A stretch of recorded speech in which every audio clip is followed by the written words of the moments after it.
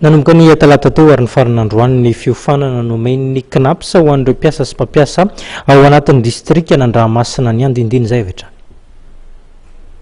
taorian'ny distrika amin'ny Brickaville dia ny distrika n'Andramasina indray no nampetrano ny fanofanana karakarain'ny knaps toy ny mahazatra dia maharitra efatr'andro ny fiofanana ka ny andro voalohany natokana ho an'ny délégué syndical sy ny ben'ny tanàna mbola mampiasa ny ECT ny efatr'andro kosa ho an'ireo solotena mpampiasa sy ny tompona andraikitry ny orinasa tsy miankina nambaran'ny lehibe ny distrika n'Andramasina fa mifanindran-dalana amin'ny ady atao amin'ny fanjakana amin'ny fahantrana ny efa hiaina ara-tsosialy homen'ny tahiry-pirenena Notsevin'Andriamatora Andriana John Charles Emilson fa hatreto dia telo fanampiana homen'ny knaps dia ny fanampiana amin'ny fianakaviana toy ny volan'ny bevoka sy ny volan-jaza ny solon-takaitra ho an'ny voan'ny loza perinasa sy ny aretina azo avy amin'ny asa ary ny fisondronono ny zokiolona miezaka hatranony izahay aty amin'ny knaps ny manakaiky ny vahoaka amin'ny toerana misy azy rehetra ary anjaran'ny distrika n'Andramasina ny amin'ity indray mitoraka ity mba samy higoka sy hahazo ny zony ny mpiasa tsirairay avy. Ankoatra ny fanofanana amin'ny mpiasa sy ny mpampiasa toy izao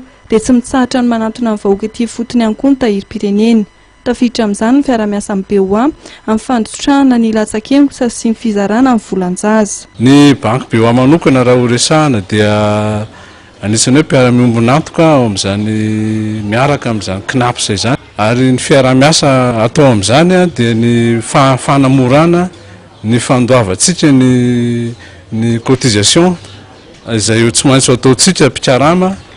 ao anatin'izany knaps izany ahafahantsika mahazo ny tombontsoa rehetrarehetra ilaina izany fitsinjovana ara-tsosialy izany na ho an'ny bevoka io na ho an'ny teraka io na ho an'ny mpiasa efa perinasa na ho anao izay mpiasa efa ho retirety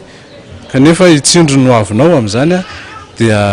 ilaintsika ny miditra amin'izany knaps izany. Ao amin'ny distrika n'Andramasina dia azo anjara fiofanana sahaza azy amin'izao ihany koa ny Itosy, Ambohimankakely ary distrika n'Ambatolampy.